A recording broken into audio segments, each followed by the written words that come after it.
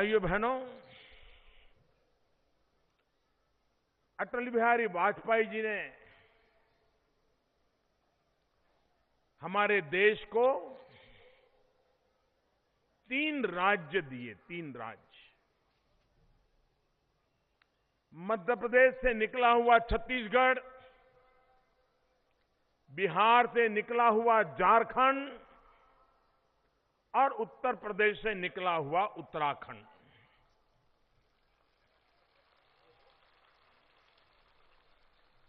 क्या कारण है कि छत्तीसगढ़ छोटा सा राज्य, आदिवासियों की जनसंख्या, माओवादियों का खून खराबा, नक्सलवाद, ये सब कुछ होने के बाद भी वहां की जनता ने लगातार भारतीय जनता पार्टी की सरकार बनाई। आज छत्तीसगढ़ हिंदुस्तान के तेज गति से आगे बढ़ने वाले राज्यों में उसने अपना झंडा गाड़ दिया है। झारखंड जंगल है, आदिवासी बस्ती है, पिछड़ा इलाका है। बिहार में भी जब वो बिहार का हिस्सा था, सबसे ज्यादा पिछड़ा इलाका था। आज वहां भारतीय जनता पार्टी की सरकार है। कोई कल्पना नहीं कर सकता है कि झारखंड जैसे राज्य में पूंजी निवेश के लिए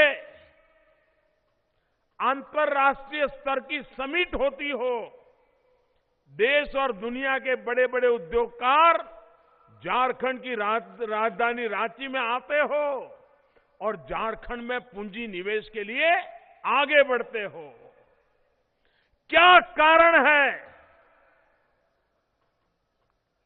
कि मेरा उत्तराखंड पीछे रह गया? क्या कारण है भाइयों? उत्तराखंड बर्बाद हुआ, उसका कारण क्या है? जरा पूरी ताकत से बताइए, कौन कारण है? कौन कारण है? कौन कारण है? जब तक उसको नहीं हटाओगे, क्या उत्तराखंड का भला होगा? क्या भला होगा? क्या भला होगा? क्या? और वो लोग जो कभी कहते थे कि हमारी लाश पर उत्तराखंड बनेगा, उनको उत्तराखंड से कोई प्यार हो सकता है क्या? हम मरेंगे लेकिन उत्तराखंड नहीं बनने देंगे, ये कांग्रेस के लोग कहते थे कि नहीं कहते थे? ये वर्तमान मुख्यमंत्री कहते थे कि नहीं कहते थे? अरे ऐसे मुख्यमंत्री उत्तराखंड की जनता में ये दम होना चाहिए। ये तो पिछले दरवाजे से घुस गए हैं, वरना उत्तराखंड की जनता उनको कभी भी बनने नहीं देती, कभी भी बनने नहीं देती। क्योंकि उन्होंने उत्तराखंड के बलिदानों पर, उत्तराखंड की जनता के गांव पर नमक छिड़कने का, एसिड छिड़कने का पाप किया था। ये तो यहां तक कह देते थे कि अलग डेवलपमेंट अथॉरिटी बना दी जाए, यूटी बना दिया जाए, लेकिन उत्तराखंड राज्य न बनाया जाए। आपको याद है, ये आज जो मुख्यमंत्री हैं, उन्होंने उत्तराखंड की रचना के विरोध में क्या कुछ नहीं किया था? जिस व्यक्ति के दिल में इस राज्य के प्रति प्यार ही न हो, लगाव न हो, क्या आपका कभी वो भला कर सकता है क्या? पूरी ताकत से जवाब दो, भला कर सकता है क्या? ऐसे व्यक्ति पे भरोसा कर सकते हैं क्या? और ये कांग्रेस पार्टी देखिए, आप मुझे बताइए, जब उत्तराखंड में आंदोलन चल रहा था अलग उत्तराखंड के लिए, नौजवान सड़कों पे आए थे, माताएं बहनें यातनाएं झेल रही थी, समाजवादी पार्टी की सरकार थी उत्तर प्रदेश में। यहां पर समाजवादी पार्टी के दरोगा बैठे हुए थे। ये रामपुर त्रिहा में क्या हुआ था भाई? हमारी माताओं बहनों पर बलात्कार हुआ था कि नहीं हुआ था? बलात्कार हुआ था कि नहीं हुआ था? अत्याचार हुए थे कि नहीं हुए थे? गोलियां चलाई गई थी नहीं चलाई गई थी? ये चलाने वाले कौन थे? समाजवादी पार्टी की सरकार थी जिसने वो जुल्म किया था। और ये कांग्रेस पार्टी देखिए आज उसी समाजवादियों की गोद में जाकर के बैठ गई है भाइयों। यही समाजवादियों को गले लगा, समाजवादियों ने और कांग्रेस ने मिलकर के उत्तराखंड में भी पर्दे के पीछे समाजवादी और कांग्रेस मिलकर के आज आपके साथ खेल खेल रहे हैं। और इसलिए भाइयों बहनों, इसलिए मैं आपसे आग्रह करने आया हूं कि चुनाव सिर्फ यहां की सरकार हटे इसके लिए नहीं है। ये चुनाव ये मुख्यमंत्री को सजा दे दे इतने से पूरा नहीं होने वाला है। ये चुनाव इसलिए है कि हमें उत्तराखंड का भाग्य बदलना है भाइयों बहनों। कौन कहता है बदला नहीं जा सकता है? हर बार यहां के ऐसे नेता लोग रहे जो प्रकृति को दोष देते रहे।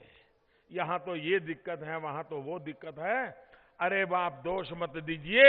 ये तो सामर्थ्य की भूमि है, संकल्प की भूमि है, ये तपस्या की भूमि है। जितना सामर्थ्य इस धरती पर है शायद ही कहीं होगा। यहां इतना सामर्थ्य है कि पूरे हिंदुस्तान की रक्षा करता है।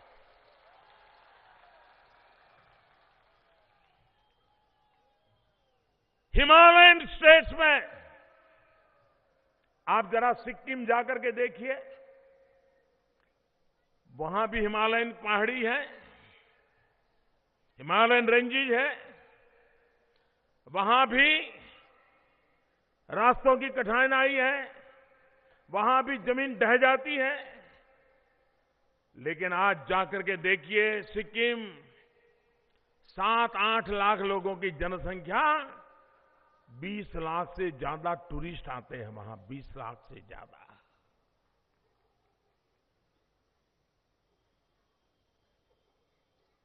हिंदुस्तान का पहला ऑर्गेनिक स्टेट सिक्किम बन गया। भाइयों बहनों,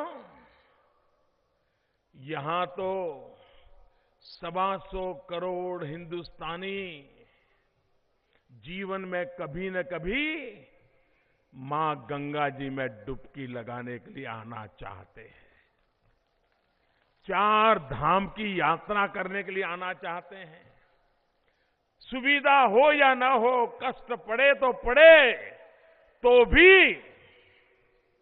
यहां तक आने के लिए कश्मीर से कन्याकुमारी, अटक से कटक, हर हिंदुस्तानी यहां आने के लिए लालायित रहता है। इस देवभूमि को किसी यात्री को बुलाने के लिए एडवर्टाइजमेंट करनी पड़े ऐसा नहीं है जी। मैं तो हैरान हूं, यहां ऐसी सरकार है, जब कपाट बंद हो जाते हैं केदारनाथ जी, बद्रीनाथ जी के, तो उसकी टीवी पे एडवर्टाइजमेंट शुरू होती है कि बद्रीनाथ केदारनाथ के दर्शन के लिए आइए। मैं समझा पा रहा हूं आपको?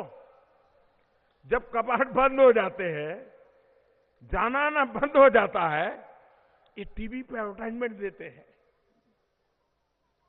जब कपाट बंद हो जाते हैं तो उस एडवर्टाइजमेंट का क्या लाभ है? ये पैसे किसके हैं? क्यों खर्च करते हो भाई?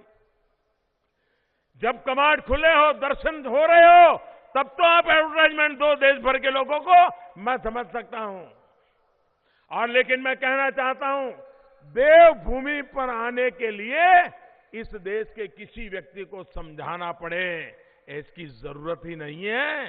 सिर्फ यहां व्यवस्थाएं कड़ी करो, देश के लोग यहां आना शुरू हो जाएंगे। भाइयों बहनों, टूरिज्म की सफलता 2 बात पे होती है।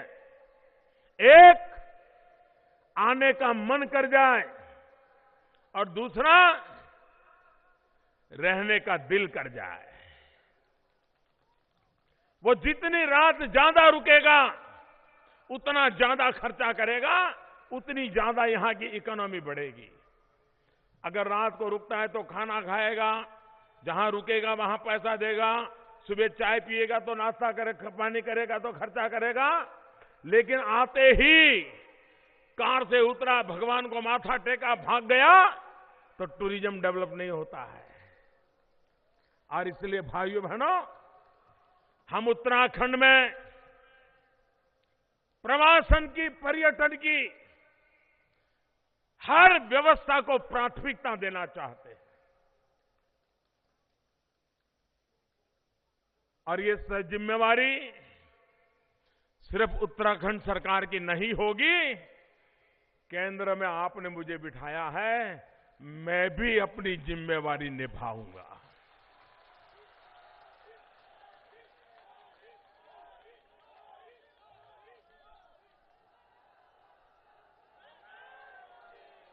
भाइयों बहनों, चार धाम, बारमासी रास्ता, ऑल वेदर रोड, क्या आजादी के 70 साल के बाद ये नहीं हो सकता था क्या? अरे जो यात्री आते हैं ना, पिछले 70 साल में जो यात्री आते हैं, उनको सिर्फ कहते एक डिब्बा रख देता दान पेटी, और लोगों को कहते कि उत्तम से उत्तम रास्ता बनाने के लिए इस पेटी के अंदर 10-10 रुपया दान दे के जाइए। मैं समझता हूं देशवासियों ने इतना दान दिया होता कि आज वो रोड बन गए होते। लेकिन इनको सूझी नहीं। भाइयों बहनों, हमने 12,000 करोड़ रुपया, कितने, जरा सबके सब बोलो, कितने कितने 12,000 करोड़ रुपयों की लागत से 4 धाम के बारमासी रोड बनाने का फैसला किया है। और ये उत्तराखंड को नहीं, पूरे हिंदुस्तान का सपना पूरा करने का हम काम कर रहे हैं जी। बारमासी रास्ते बनने के बाद यहां के लोगों को कितना रोजगार मिलेगा, कितनी यात्रियों की संख्या बढ़ जाएगी, कितने प्रकार के नए नए व्यवसाय शुरू हो जाएंगे। भाइयों बहनों, उत्तराखंड में इतनी ताकत है। यहां का पहाड़ हो, यहां की पानी हो, यहां की जवानी हो, ताकत से भरा हुआ है भाइयों बहनों।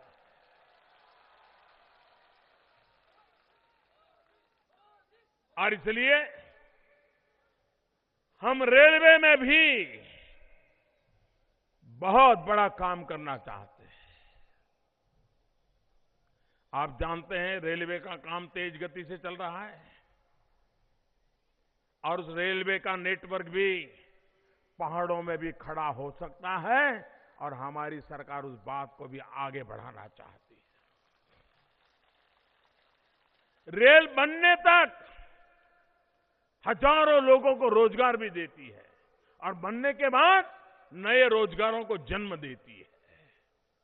भाइयों बहनों, हम नहीं चाहते कि उत्तराखंड का हर जवान उसको उत्तराखंड छोड़ करके जाना पड़े। उत्तराखंड में कहीं किसी गांव में जाओ, जरा यहां के मुख्यमंत्री जवाब दे, पिछले 5 साल में कितने गांव खाली हो गए हैं। अरे किसी गांव में जाए, किसी भी घर में पूछे, कोई नौजवान है जरा बात करनी है, तो वो कहेंगे नहीं नहीं भाई, वो तो रोजी रोटी कमाने के लिए कहीं चला गया है, साल में 1-2 बार आता है। इतना बड़ा उत्तराखंड, यहां के नौजवान को अपना गांव, अपने खेत खलिहान, अपने बूढ़े माँ बाप, अपने यार दोस्त, ये छोड़ने के लिए जाना क्यों पड़े? अरे पूरे हिंदुस्तान को यहां पर लाने की ताकत जिस राज्य में हो, यहां से किसी को जाना ना पड़े, ऐसा राज्य बनाने की जरूरत। और बन सकता है भाइयों, कोई कठिन काम नहीं है। मकसद चाहिए, समर्पण चाहिए, संकल्प चाहिए, जनता जनार्दन का साथ चाहिए। सबका साथ सबका विकास होके रहता है। भाइयों बहनों, जिस प्रकार से यात्रियों के लिए इसका आकर्षण है, सदियों से है, कष्ट झेल करके भी लोग आते हैं। आज पूरा विश्व योग के लिए आकर्षित हुआ है। दुनिया के 190 से ज्यादा देश योग को अपना मना रहे हैं। और हर किसी को जब योग की बात आती है तो भारत की तरफ ध्यान जाता है। और योग की बात भारत की तरफ ध्यान जाता है तो सबसे पहले उनको हरिद्वार और ऋषिकेश दिखाई देते हैं। भाई, पूरी दुनिया में योग के लिए लोगों को आकर्षित करने की ताकत ये उत्तराखंड के हर चोटी पर है, हर पहाड़ी पर है भाइयों, हर गांव में वो सामर्थ्य है।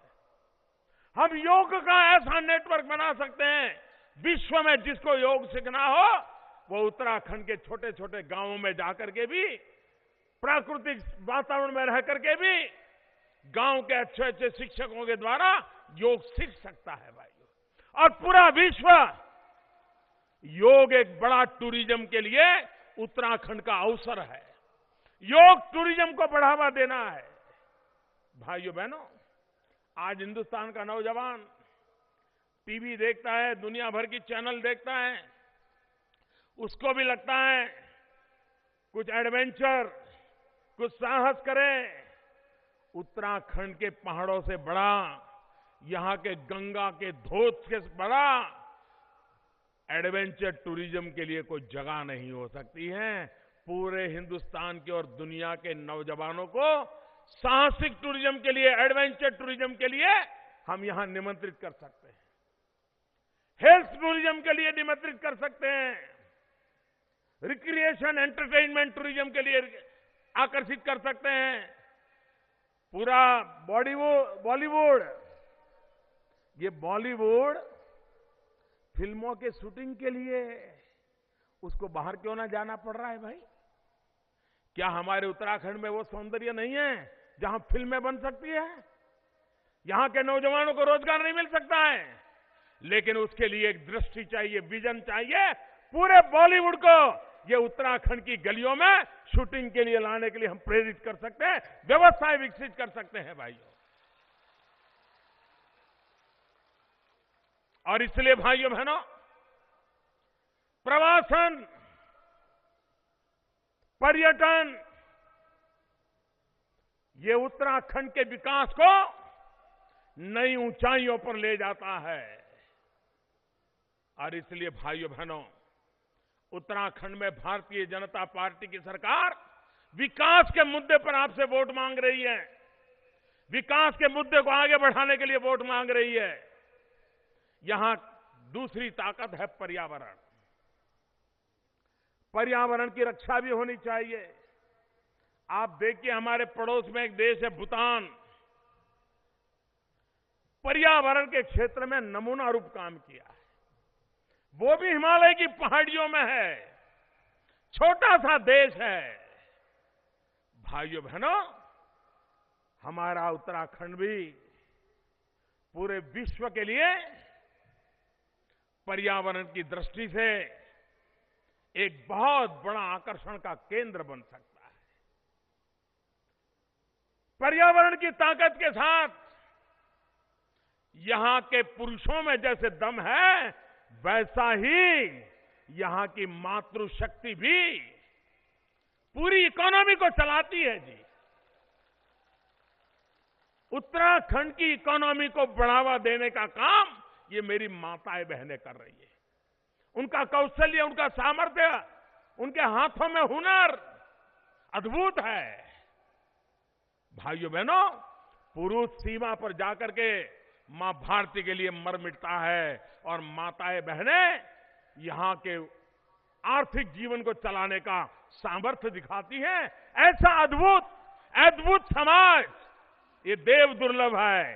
देवभूमि में देव दुर्लभ समाज है। यही तो हमारी सबसे बड़ी ताकत है। भाइयों बहनों, जैसे यहां का समाज शक्तिशाली है, यहां का पौधा भी उतना ही सामर्थ्यवान है। पर्यटन का सामर्थ्य है, पर्यावरण का सामर्थ्य है, पौधे का भी सामर्थ्य है। यहां का हर पौधा जड़ी बूटी है। और भाइयों बहनों, हिमालय की जड़ी बूटी का तो सदियों से उल्लेख आ रहा है। कोई ऐसा ग्रंथ नहीं होगा जिसने हिमालय की जड़ी बूटियों की चर्चा नहीं की होगी। भाइयों बहनों, आज पूरा विश्व होलिस्टिक हेल्थ केयर की ओर आगे बढ़ रहा है। आज पूरा विश्व प्राकृतिक उपचार की ओर आगे बढ़ रहा है। साइड इफेक्ट ना हो, केमिकल खाना ना पड़े, ऐसी दवाइयों की तलाश में दुनिया है। हिमालय का हर पौधा कोई न कोई जड़ी बूटी से जुड़ा हुआ है। भाइयों बहनों, हम उसको बल देना चाहते हैं। जैसे यहां का पर्यावरण यहां की अर्थव्यवस्था को बदलेगा, यहां का पर्यटन अर्थव्यवस्था को बदलेगा, यहां का पौधा भी यहां की अर्थव्यवस्था की ताकत बन जाएगा। जैसे यहां का पर्यटन, यहां का पर्यावरण, यहां का पौधा, वैसे ही यहां का पानी भी पानीदार है। यहां के पानी में भी पानी है, दम है। हम पंचेश्वर का प्रोजेक्ट के लिए नेपाल के साथ काम आगे बढ़ा रहे हैं। पंचेश्वर के साथ जब काम पूरा होगा 34,000 करोड़ रुपए लगेंगे। इस तरफ के लोगों को रोजगार मिलने की पूरी संभावना है। और ऐसी बिजली तैयार होगी जो बिजली न सिर्फ उत्तराखंड को, हिंदुस्तान के बहुत बड़े हिस्से का अंधेरा दूर करने की ताकत रखती है। भाई, यहां के पानी में ऊर्जा है, यहां की पानी में सामर्थ्य है, पर्यटन में दम है, पर्यावरण में दम है, पौधे में दम है, यहां के पानी में भी दम है। और इसलिए भाइयों बहनों, इन ताकतों को जोड़ दें तो कोई मुझे बताएं, उत्तराखंड से पलायन रुकेगा कि नहीं रुकेगा? पलायन रुकेगा कि नहीं? ये 4 प इतने ताकतवर है कि यहां से कभी पलायन नहीं हो सकता है। और इसलिए भाइयों बहनों, हम एक निश्चित विजन के साथ उत्तराखंड का भाग्य बदलने के लिए काम कर रहे हैं। और इसलिए मैं आज आपके पास आया हूं, विकास के लिए वोट मांगने के लिए आया हूं, यहां के नौजवानों का जीवन सुनिश्चित करने के लिए आपके पास आया हूं। भाइयों बहनों, अभी हमारे खंडूरी जी 1 रैंक 1 पेंशन की बात कर रहे थे।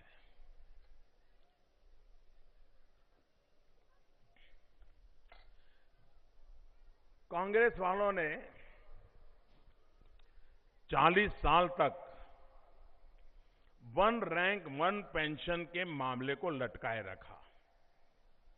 मैं ये तो समझ सकता हूं कि उनके पास पैसे नहीं हो और न कर पाए। मैं ये भी समझ सकता हूं कि उनकी प्रायोरिटी हो न कर पाए। दुख तो मुझे इस बात का हुआ कि प्रधानमंत्री बनने के बाद मैंने इस मसले को हाथ में लिया। खंडूरी जी बार बार मुझे मिलते थे, इस बात को लेकर के वो लगातार मुझसे बात कर रहे थे। मैंने डिपार्टमेंट को कहा कि जरा भाई मुझे बताइए क्या हाल है इसका। आप हैरान हो जाएंगे, 6-8 महीने तक सरकार के पास निवृत्त सैनिक कितना पेंशन, कितना 1 रैंक 1 पेंशन होगा, कोई हिसाब किताब ही नहीं था। इससे बड़ी कोई बेईमानी नहीं हो सकती। आप दो न दो अलग बात है, कम से कम फाइल पे तो देखते क्या प्रॉब्लम है। कम से कम जब जवान आपको मिलते थे उसको गंभीरता से लेकर के डिपार्टमेंट को काम तो देते हैं। भाइयों बहनों, मुझे दुख के साथ कहना पड़ता है, कई ऐसे निवृत्त सैनिक हैं, उनका अता पता ढूंढने में भी मुझे आंखों पानी आ गया। आंखों, कोई हिसाब किताब ही नहीं था। अरे देश के लिए जान की बाजी लगा दी, अपनी जवानी खपा दी, अब घर में निवृत्त होकर के बुढ़ापा गुजार रहा है और सरकार के पास पता ही नहीं है। मैंने सारी सर्विस डिपार्टमेंट को लगाया, गांव गांव जाकर के पुराने सारे रिकॉर्ड निकाल करके हिसाब किताब लगा रहा हूं। जब मैंने हिसाब किताब लगाया, ये कांग्रेस वाले ऐसी मजाक उड़ाई है, फौजियों की ऐसी मजाक उड़ाई है। जब ये सर्जिकल स्ट्राइक हुआ ना, तो आपने देखा होगा ये नेता सब मैदान में आ गए सुबह सुबह ही।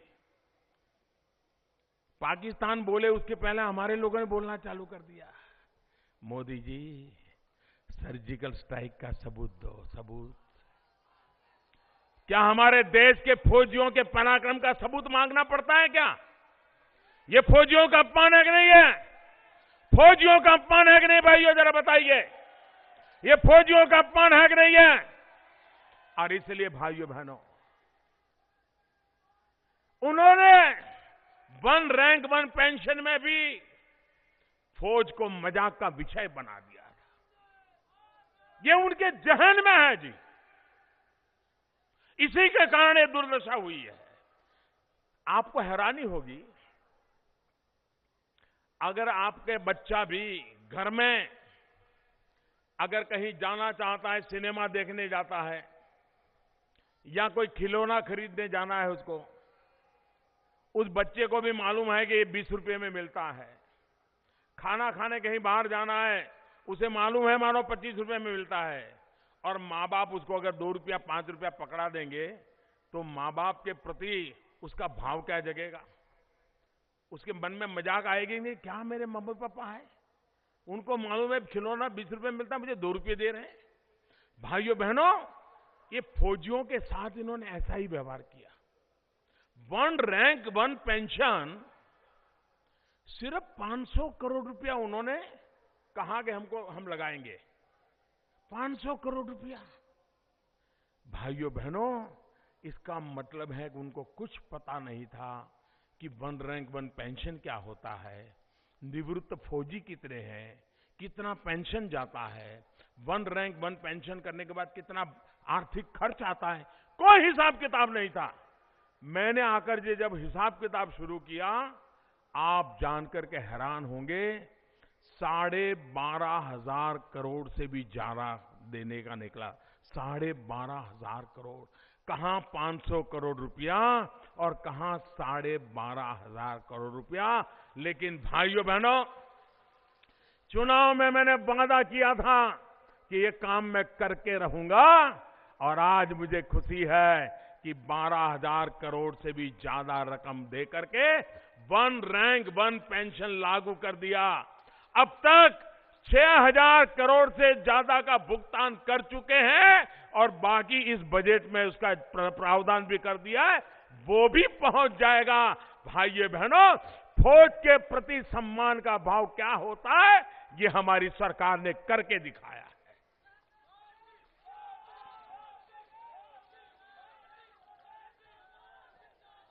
भाइयों बहनों, हमने सर्जिकल स्ट्राइक किया। देश के सेना के जवान कब तक मार झेलते रहेंगे? कब तक दुश्मनों का वार झेलते रहेंगे? भाइयों बहनों, वक्त बदल चुका है, दिल्ली में सरकार बदल चुकी है। मेरे देश का फौजी अब वार नहीं सहेगा, वो प्रतिवार करेगा, प्रतिवार करेगा जी।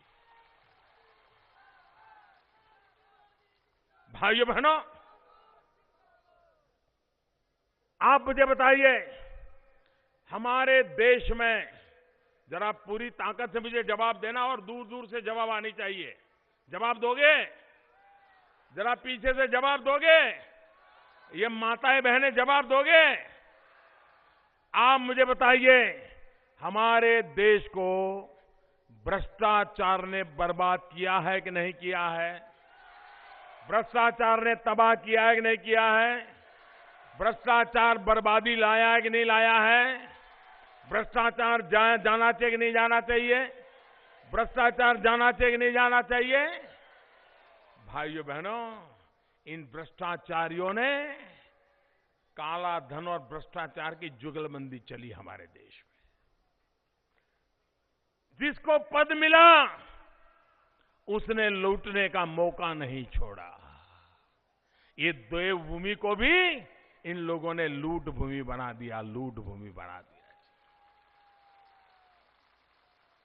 और कैमरा के सामने पकड़े गए, लेती देती की चर्चा कर रहे थे। अवैध खनन, शराब माफिया, शराब के ठेके, यही इनके उद्योग हो गए। तबादला उद्योग, ट्रांसफर उद्योग, बदली पोस्ट का उद्योग, शराब के ठेका का उद्योग, अवैध खनन का उद्योग। भाइयों बहनों, जब हमने नोटबंदी की 8 तारीख रात को 8 बजे इनके छक्के छूट गए। ये थप्पे के थप्पे भर करके रखे थे। अब वो 3 महीने हो गए मोदी को गाली देना बंद नहीं कर रहे। जहां भी जाते हैं, मुझे बताइए भाइयों, जिन्होंने गरीबों का लूटा है वो उनको लौटाना चाहिए कि नहीं लौटाना चाहिए? जिन्होंने मध्यम वर्ग को लूटा है उनको लौटाना चाहिए कि नहीं लौटाना चाहिए? भाइयों बहनों, मैं आपको वादा करता हूं, मैं जब तक बैठूंगा न चैन से बैठूंगा न इनको चैन से बैठने दूंगा। क्या कर लेंगे ये? क्या कर लेंगे? और आप शराब मोदी पर आरोप लगाएंगे, झूठी बातें फैलाएंगे, तकलीफें पैदा करेंगे। अरे सब कुछ झेल लूंगा, मेरे देश के गरीबों के लिए झेलने का मुझे गर्व होता है। ये लड़ाई बंद होने वाली नहीं है। भाइयों बहनों, इस देश की तबाही कोई व्यापारियों के कारण नहीं आई है। कोई छोटा व्यापारी होगा, कोई गांव का छोटा डॉक्टर होगा, कोई छोटा वकील होगा, हो सकता है 1000 रुपया फी लेने के बजाय वो 1200 रुपया ले ली होगी। हो सकता है सरकार को 100 रुपया देना चाहिए, उसने 90 रुपया दिया होगा। लेकिन ये वो लोग हैं जिन्होंने अपने पसीने से कमाया है। छोटा व्यापारी होगा तो भी उसने अपने पसीने से कमाया है। बर्फ पड़ती होगी तो भी दुकान खोल करके बैठा होगा, तब जाके कमाया होगा। उन्होंने देश को लूटा नहीं है। देना चाहिए उतना शायद नहीं दिया होगा, लेकिन देश को उन लोगों ने लूटा है जिन्होंने पद पर बैठ करके पद का दुरुपयोग किया है। चाहे वो बाबू लोग हो, चाहे नेता लोग हो, चाहे थानेदार हो।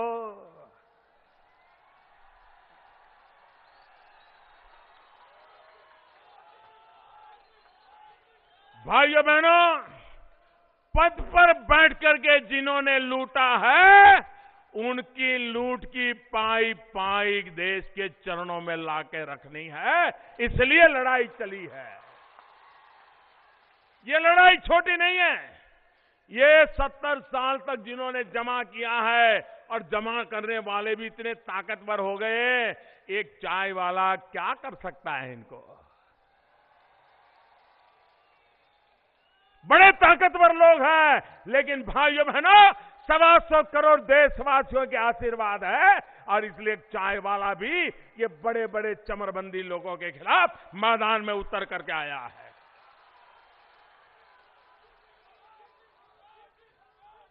भाइयों बहनों, ये मेरे लिए राजनीतिक कार्यक्रम नहीं है। राजनीति करने के लिए मैंने नोटबंदी नहीं की है। मैं गरीबी में पैदा हुआ हूं, गरीबी में पला हूं, मैंने गरीबी को जिया है और इसलिए गरीबों के लिए ये जंग कर रहा हूं भाइयों, इसलिए गरीबों के लिए जंग कर रहा हूं। मुझे आपके आशीर्वाद चाहिए, पूरी ताकत से मुझे आपके आशीर्वाद चाहिए भाइयों बहनों। इस देश को भ्रष्टाचार और काले धन से मुक्त कराने की लड़ाई में देश को सफल होना है और इस बीमारी से मुक्त होना है। भाइयों बहनों, विकास की नई ऊंचाइयों पर देश को ले जाना है। मेरी माताएं बहनें यहां बैठी हैं।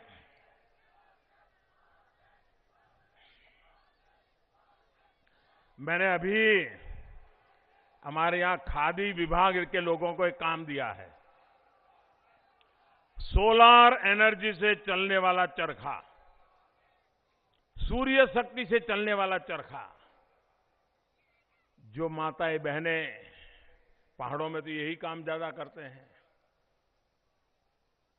उनको जिस दिन ये चरखा मैं पहुंचा पाऊंगा, अगर वो आज एक दिन में 200 रुपया कमाती है तो वो 500 रुपया कमाना शुरू कर देगी। जी, कुछ स्थानों पर प्रयोग के रूप में काम चल रहा है।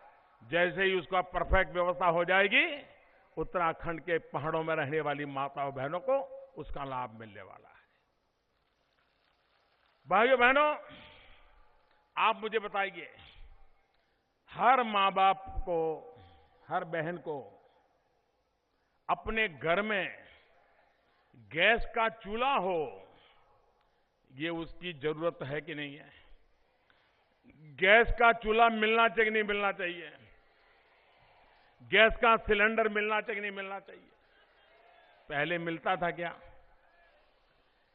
एमपी को, पार्लियामेंट के मेंबर को 25 कूपन मिलती थी और उसको कहते थे कि आपके इलाके के 25 लोगों को आप गैस का कनेक्शन दिलवा सकते हो, मुफ्त में नहीं, दिलवा सकते हो। और लोग नेताओं के पीछे पीछे दौड़ते थे कि जरा मुझे गैस का कनेक्शन दे दो ना, और वो नेताजी कहते नहीं, अगली साल के कोटा में देखेंगे। ये हाल था। भाइयों बहनों, मैंने आकर के निर्णय किया कि मेरे देश के 5 करोड़ परिवार जो गरीबी की रेखा के नीचे जीते हैं, जंगलों से लकड़ी काट कर करके लाते हैं, लकड़ी का चूल्हा जला करके खाना पकाते हैं, और एक मां जब लकड़ी का चूल्हा जला करके खाना पकाती है, एक दिन में उसके शरीर में 400 सिगारेट का धुआं उसके शरीर में जाता है। 400 सिगारेट का। आप मुझे बताइए, इन माताओं के शरीर में अगर रोजाना 400 सिगरेट का धुआं जाएगा तो उस मां की तबीयत का हाल क्या होगा? उसके घर में जो बच्चे पैदा होंगे उनकी तबीयत का क्या होगा? जो नन्हे नन्हे बच्चे घर में खेलते हैं, चूल्हा जलता है, धुआं निकलता है, उन बच्चों की तबीयत का क्या होता होगा? कहिए मुझे भाइयों बहनों, इन माताओं को, बहनों को इस कष्ट से मुक्ति मिलनी चाहिए कि नहीं मिलनी चाहिए? पूरी ताकत से बताइए, मिलनी चाहिए कि नहीं मिलनी चाहिए? गरीब माताओं को मदद मिलनी चाहिए कि नहीं मिलनी चाहिए? क्या इसमें भी राजनीति होनी चाहिए क्या? भाइयों बहनों, आपने मुझे प्रधानमंत्री बनाया और मैंने कहा था मेरी सरकार गरीबों को समर्पित है, गरीबों को, और इसलिए हमने निर्णय किया है 5 करोड़ गरीब परिवार जिनके पास आज गैस का चूल्हा नहीं है, गैस का कनेक्शन नहीं है, 3 साल के भीतर भीतर उनको गैस का चूल्हा, गैस का कनेक्शन दे दिया जाएगा। और मुझे खुशी है, अब तक ये बातें नहीं, वादे नहीं, ये 4-5 महीने से काम शुरू किया है। अब तक 1 करोड़ 80 लाख घरों में चूल्हा पहुंच गया, गैस का कनेक्शन आ गया और मिट्टी लकड़ी का चूल्हा बंद भी हो गया। भाइयों बहनों, जंगलों को बचाना है, पर्यावरण को बचाना है तो उत्तराखंड के हर घर में गैस का चूल्हा पहुंचना चाहिए। ये काम हम करके दिखाएंगे, ये मैं आपको वादा करता हूं। भाइयों बहनों,